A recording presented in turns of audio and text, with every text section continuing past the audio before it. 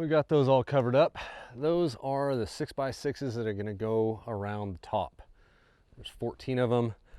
Those are going to sit on top of the 6x6s, the pressure treated 6x6s that are going to stand in these brackets here all the way around, 16 foot tall.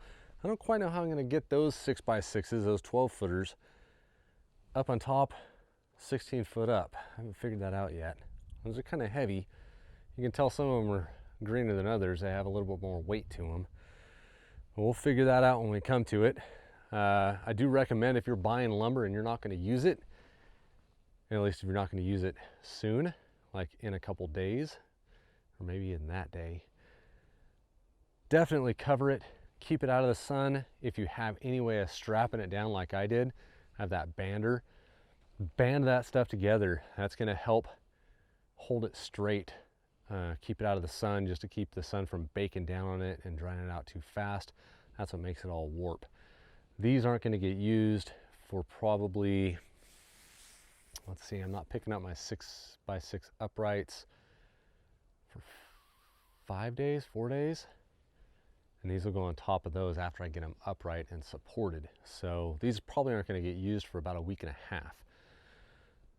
And I definitely don't want them to warp, because that was a ton of money for these 6x6s. 6x6, number 2 Doug fir, 12 foot long. There's 14 of them, and it cost me over $700.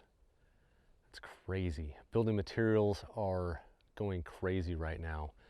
One example, OSB, 7/16 OSB. As you know, if you've been following the channel, I sheathed the entire outside of my house with it, and I sheathed most of the inside of my house with it. Back, that was 14 months ago when I bought that. It was $6.50 a sheet. Nowadays, today, 14 months later, it's $24 a sheet, and they don't have any of it. The Home Depot that's an hour away from me doesn't have any OSB, any 7/16 OSB. They used to have 8 units. They'd have 6 units right there on the end of an aisle, right up front. Just six units sitting there with a unit you could pull sheets off of. They'd have units in back. This stuff was cheap. Now, man, I can't even find it. Home Depot doesn't have any. They say they have 3 units coming in, but they're already sold. I don't know exactly how this build is going to go. I was going to use 7/16 OSB for the roof sheathing. I was going to put my trusses up 2 foot on center and then sheath it just like I did my house.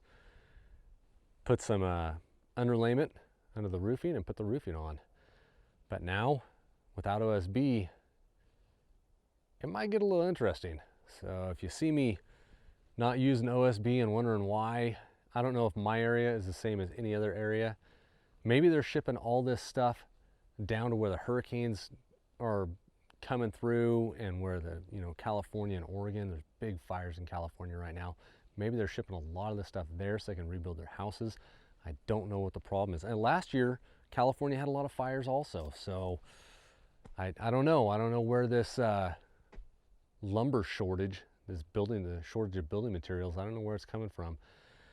But I might have to do a lot more milling of pine and blue pine for this pole barn build. I know pine isn't the best to work with, it's not the best to build with, but it might. And this is a pole barn, guys. This isn't, I do want it to last, forever, as long as it can. I don't want to build it shoddy so it falls down in 20 years. I want it to stay up and standing as long as a wooden structure can possibly stay up and standing.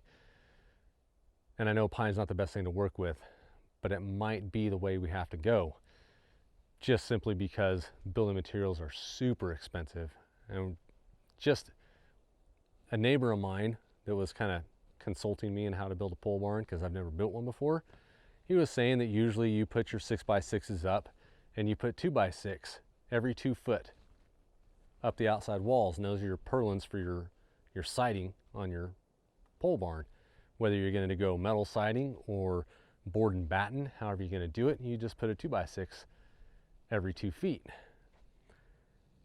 2x6, you've seen the price of 2x6s. It's going pretty high.